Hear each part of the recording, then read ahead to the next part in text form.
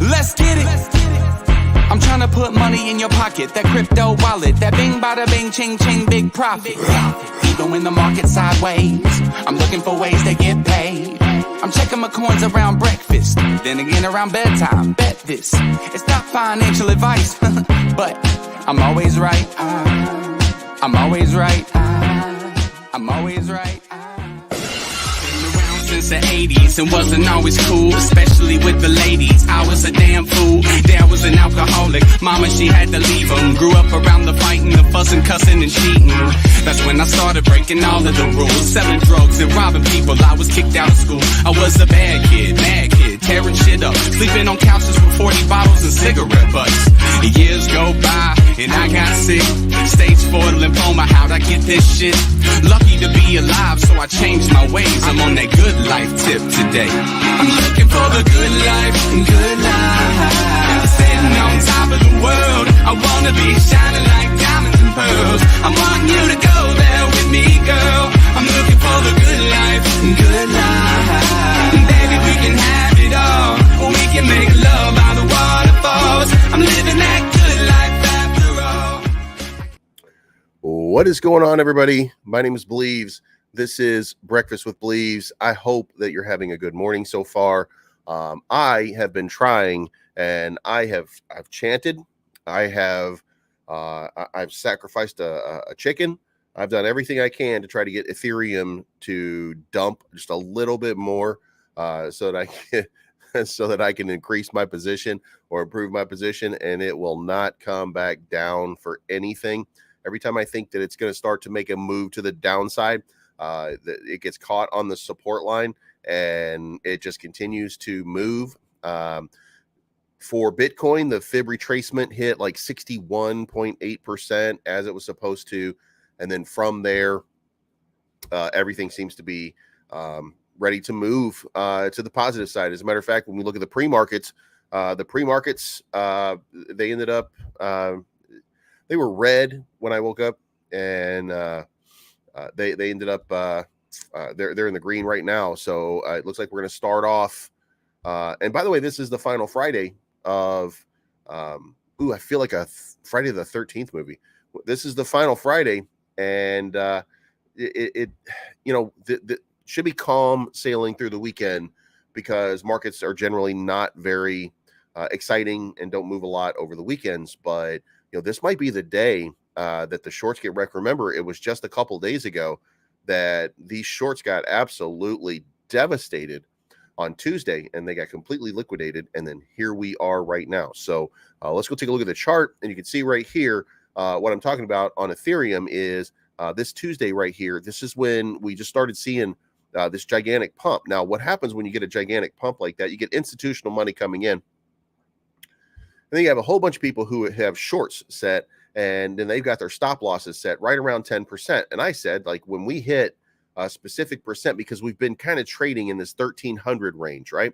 When we get to this like 1430, now some people would be 5%, which at 1300, that's about 65. So 1365, we get up here, we're going to start to see some liquidation. So we saw bang right here. We started to see some liquidations, and then all the way up, we kept seeing liquidation. Then we started to see the rally, and then the rally continued, and now we're in that sort of retracement mode. And you can look over here on Bitcoin, and you can see like your fib retracement basically says,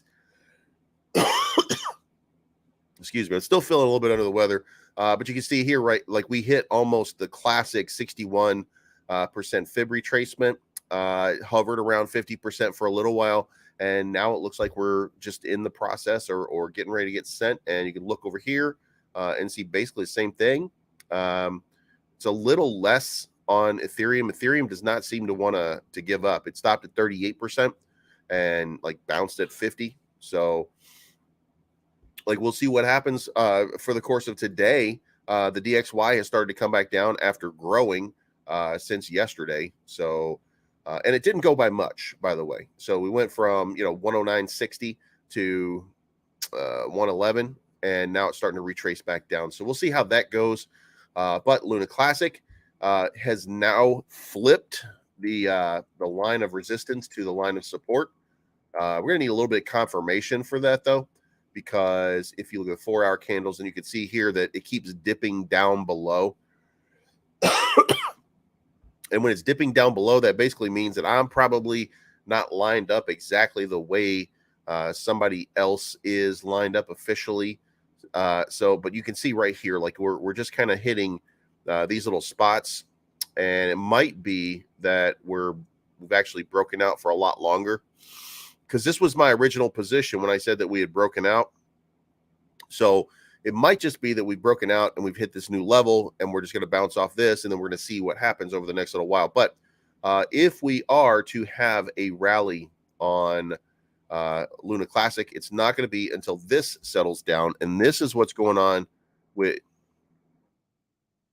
Can anybody hear me?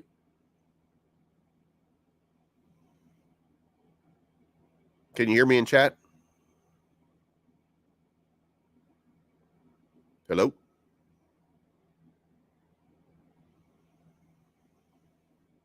Okay, cool. All right. So what's going on with USTC? So USTC is, and listen, we actually put these lines right here so you guys understand, like, this is what we've been talking about this for days, right? This is what it looks like. This is what it looks like. This is where the resistance and all these points are.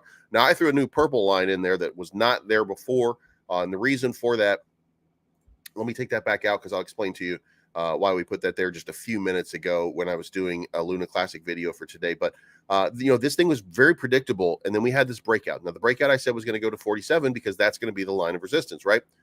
Perfectly did it. Then we go look here at the retracement, and we're at the 61% retracement level. So that means it's got a chance to start moving back to the upside again. Excuse me. If it does, then it's probably not going any further. Now, it might, by the way, stop for a cup of coffee right about here, because you can see there's little points of resistance on just right here at this 53 level, right about there. So we'll probably get that as the next level. And then if you look and you take this as this is going to be a move, then you can actually see that the retracement level on a Fibonacci would be back to this level as a support, right? And then that takes you up to this next level. Now, we're not going above this line right here.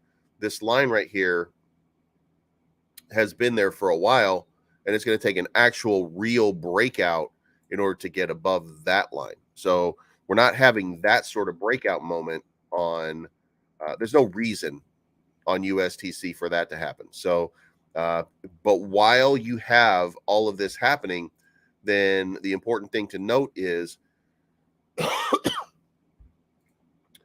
on USTN, you've got this, or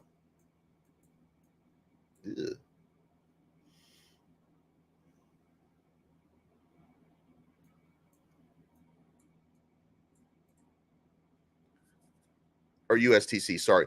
You've got 138 million in volume. So there's a lot of play going on right here, and it's up 474%. So you've got people that are out here pumping this thing up. Now, I'm not saying that this is a moneymaker. I'm not telling you what you should be doing with your money, but we can recognize that this is pumping down here to up here. So you're talking about a decent run too, by the way, 33% to 42%.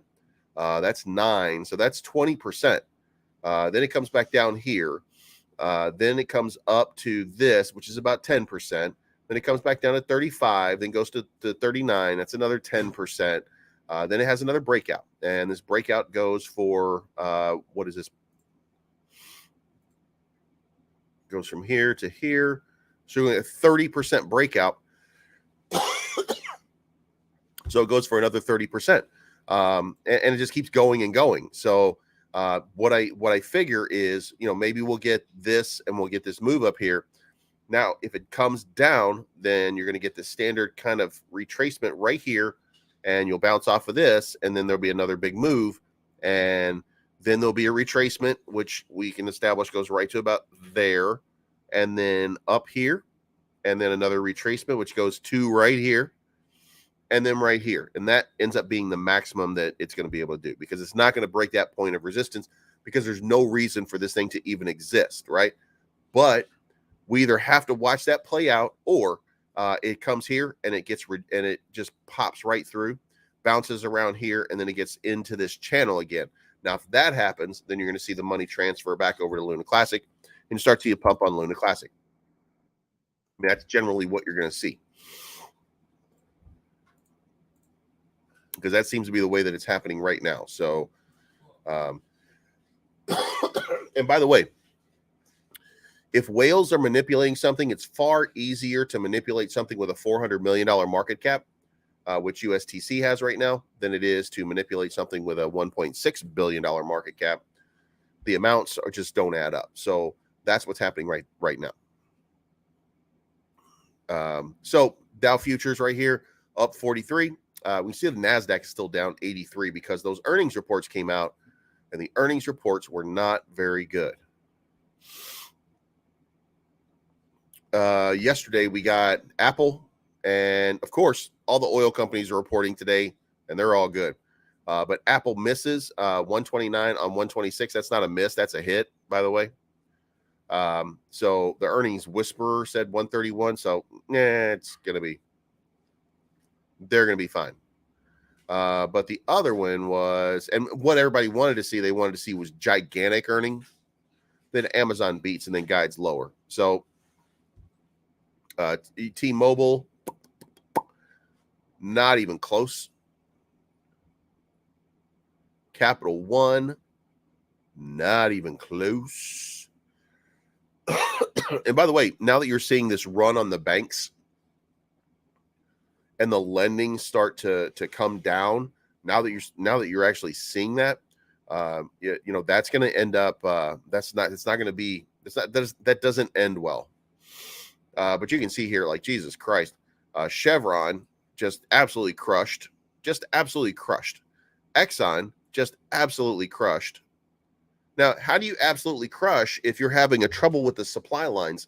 How do you absolutely crush if you can't make the gas and the gas prices have to stay way up? It almost seems like you're overcharging and you're gouging the customers, and nobody's doing anything about it. So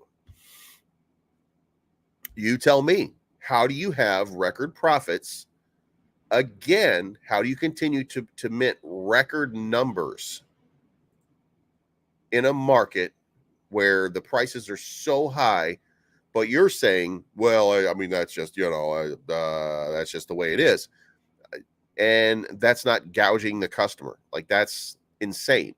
And nobody's doing anything about it, because these are the people that pay everybody in office, and vote them all out. Jesus Christ. Garbage pickers.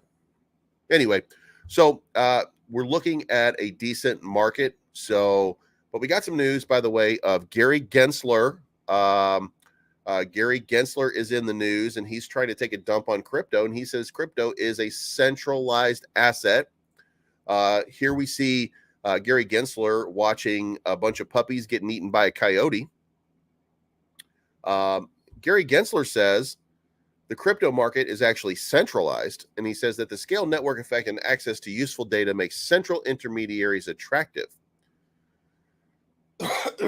Centralization still tends to appear, despite technological advancements, frequently upended established business models. Even the cryptocurrency industry, which was based on the principle of decentralization, has experienced centralization. Actually, there is a sizable concentration of middle market middlemen in this industry. Therefore, we must remain sensitive to areas where concentration and possible economic rents have built up or may do so in the future. So, Gary Gensler is involved again. And even though he's continuing to be thrown out of cryptocurrency, even though that continues to happen, he didn't care. He just won't shut up and won't stop, because I don't know. He thinks I don't know if he thinks that this is like his moral cause or something like that. By the way, that's how Elon Musk walked into work today.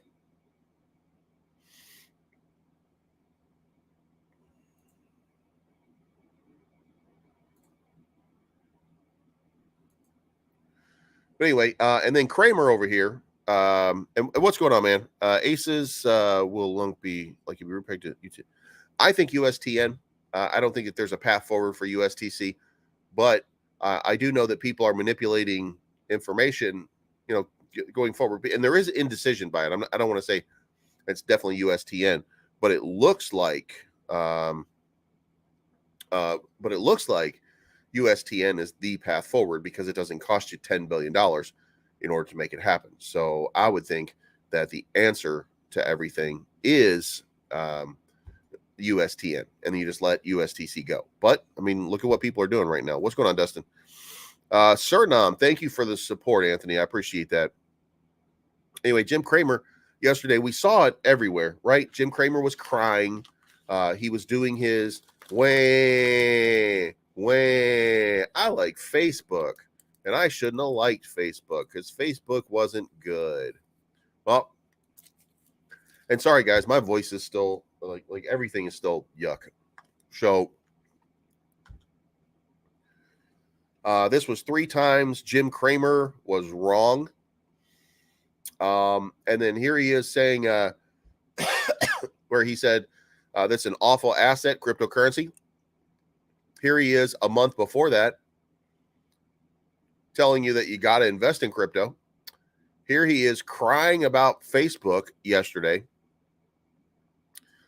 Here he is earlier this year, not even a few months ago, said that Coinbase is very bad news and that the shares would tank, and it went up 32.75% immediately. And then here we go. In 2020, he purchased Bitcoin for $12,000 and sold 50% of it after it reached an all-time high of 64,000.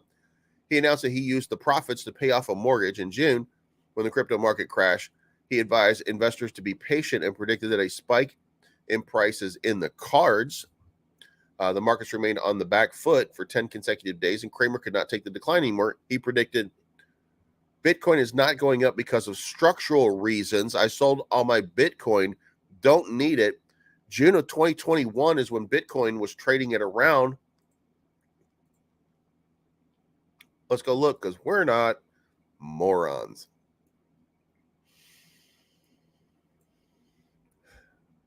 Bitcoin was right here in this area. Whoops, 21. Right here. Bitcoin was in this 36,000 range and went down to 30,000 in that June range and then spiked up to its all-time high. So this guy is just no good. That, of course, ignores any and all good calls that he might have made, by the way. So I'm not saying that he doesn't have value in the industry, just that he's a laughing stock most of the time. So there was an article that I wanted to there was an article that I wanted to share with you on here, but Bitcoin news, here we go, was not coming up. It was down earlier today. Charles Schwab, cryptocurrency is a top method for retirement savings. A study published by financial giant Charles Schwab shows that cryptocurrency is a top method for retirement savings. Gen Z and millennial workers are more likely to also invest in cryptocurrency, real estate, annuities, and small businesses, unlike older generations. Crypto investments in 401k accounts. Financial giant Charles Schwab published a report titled 401k Participant Study, Gen Z Millennial Focus. The report features the result of an annual online survey of 401k participants conducted by Logica Research. A total of 1,000 401k plans participated between ages 21 and 70 who actively employed by companies with at least 25 employees. And it says, while the 401k remains the top retirement savings vehicle for today's workers overall, Gen Z and millennial workers are more likely to also invest in cryptocurrency, real estate, annuities, and small businesses, unlike older generations. So we are witnessing we are witnessing the move. You know what I mean? The mass adoption continues, and at some point, all of this mass adoption, this leads to just gigantic things that happen. You know, we're going to start seeing just a really, really big sort of pump happen, like a really, really big sort of move happen, and it's coming. And this guy says Bitcoin is preparing for a 30% move up. Now, Bitcoin is at 20,375, and he is saying that it is going to go up 30%. And it said, by the way, that it was testing 20,000 right now. So his goal is that Bitcoin's going to end up at least right there. I said the maximum that we're going to get is 22.8. So we're going to see who's right. And if I'm right, man, y'all got to tip me or something. You know what I mean? Like, because I'm the guru at that point. But it looks like he believes that Bitcoin is due. And I really do hope that he's right and I'm not right.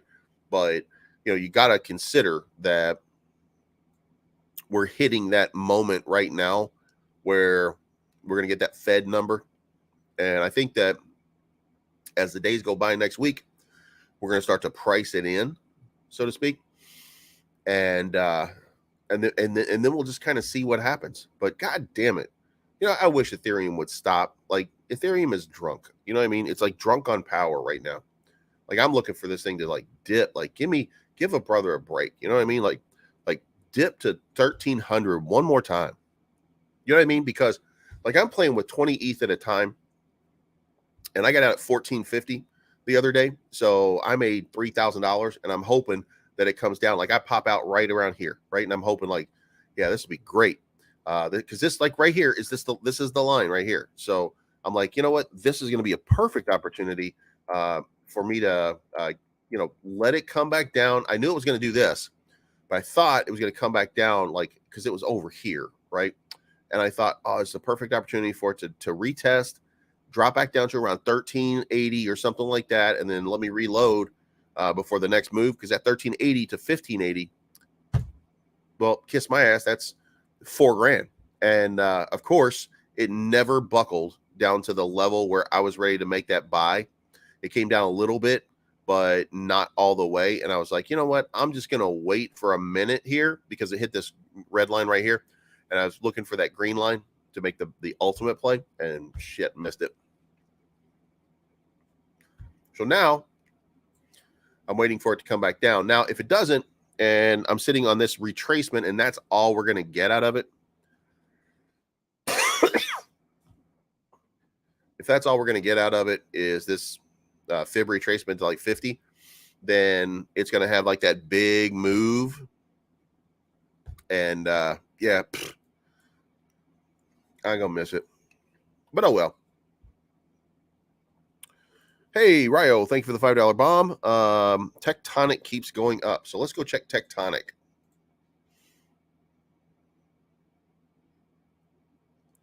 Now, is that an ERC-20?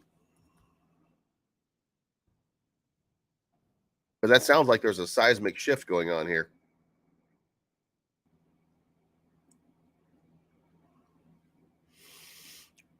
Is it this tectonic governance? God damn.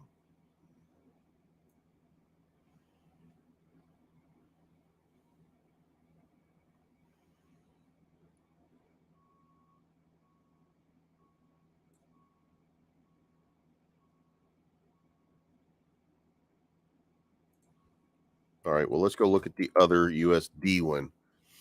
All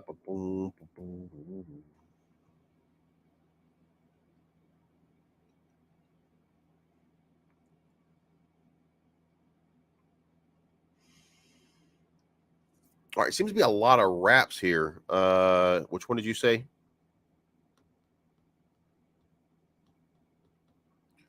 USDT. All right. Well, I think they're all going to do the same thing, right? Jesus Christ.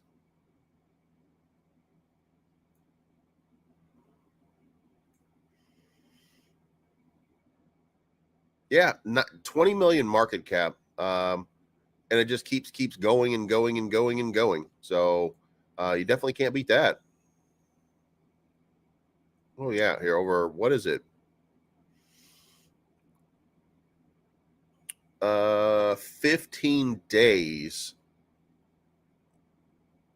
It's over 60% in the week. Yeah, that's crazy. That is definitely a nice pump. So let's talk about that.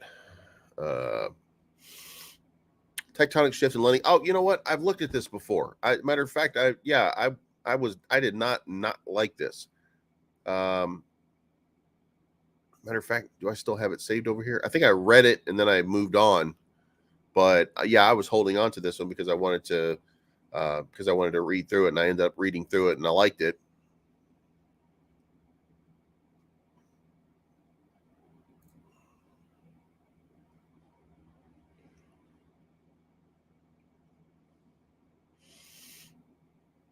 Yeah, it's good to see this thing finally taking off. Very nice. Oh, and Bollocks is my man, so let's take a look over here. Let's start though. Let's go over here. Deconnect is up 4.5% again to 1349. Guys, I keep telling you, Deconnect, it's up 87% on the week again. So, I mean, like, I can't seem to get any traction though. Like, would like to see a lot more trading volume on it. But I mean, look at the chart. It still continues to just move, and they're about to partner with some schools to do trading on schools. So, yeah, this is going to end up at just a huge market cap. I cannot wait to see this thing take off, especially because I'm one of the educators on it. Kodachi token, which is a new partnership with me, it's up 29% on the week. You can see right here, it had a big ass move here yesterday. So it's doing a real nice. It's doing real nice. We got in here yesterday. This was, I think I popped in here and we decided to invest like way down here. So, I'm waiting for, there's that retracement, and now, we'll see where it goes from there.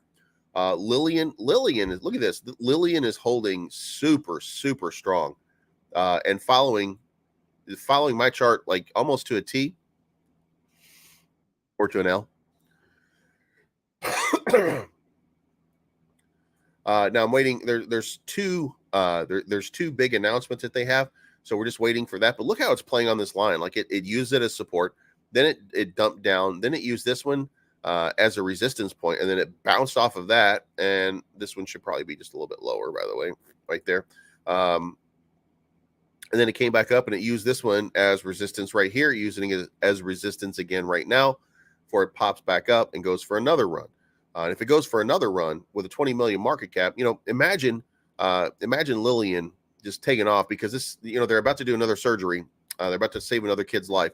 And that's got to mean something, right? Like, I'm not a fan of tokens whose use case is like this benevolent sort of just, giving money away to save a life. But the purpose behind all of what they're doing is to create a medical blockchain.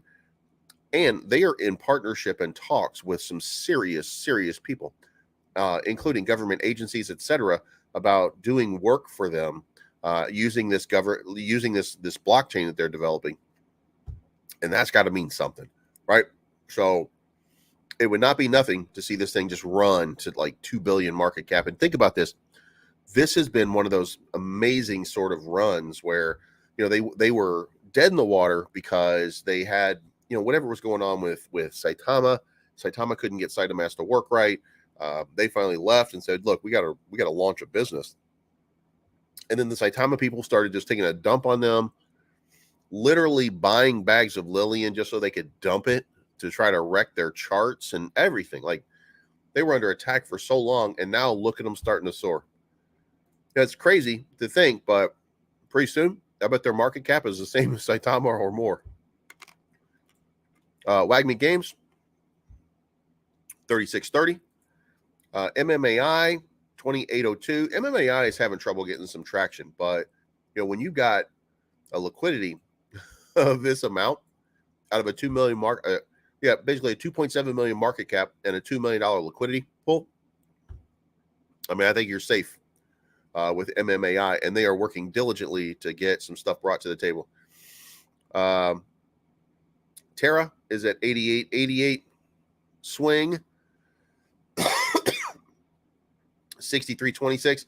Starting to make a correction. Move sideways over here. Started to make a correction yesterday. Then the market started to go sour again midday yesterday when the sell-off started happening. So then it ended up just being a bunch of yucks selling off. So and then I got yen over here. So this is Yakuza Inu. The developer on this, by the way,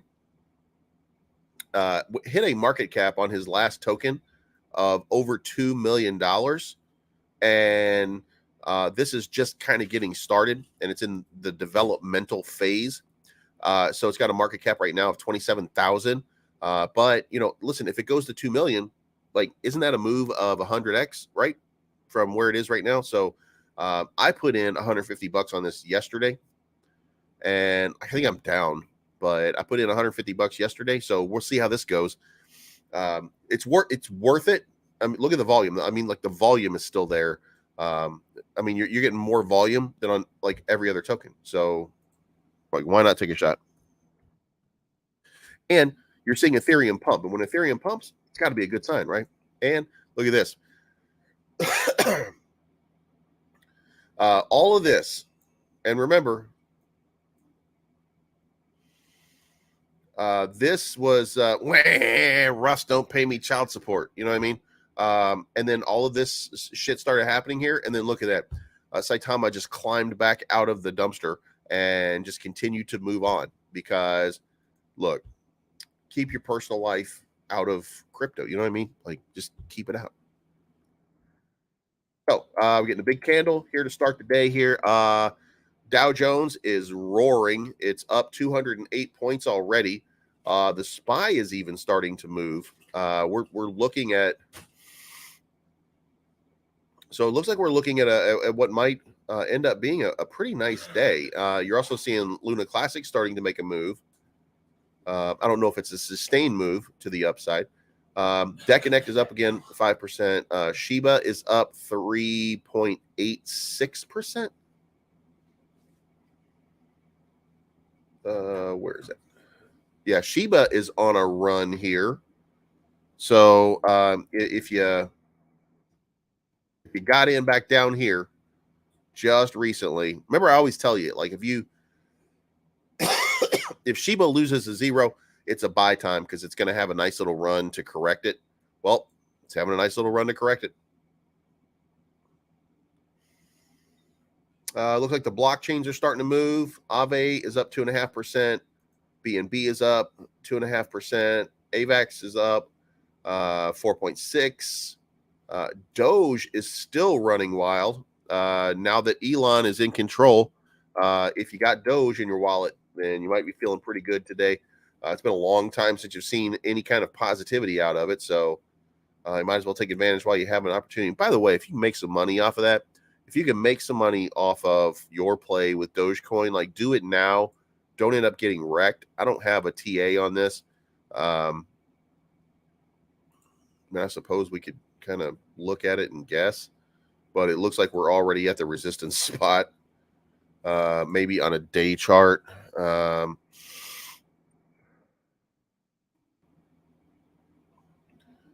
Yeah, so this 8.5, like 9 cents is about the resistance point right now, and then you got another one coming at 11, and another one coming at 12. So, maybe it gets a little bit of a pump, and we'll see what happens. But we're gonna need to see something out of Elon. He's gonna have to make an announcement.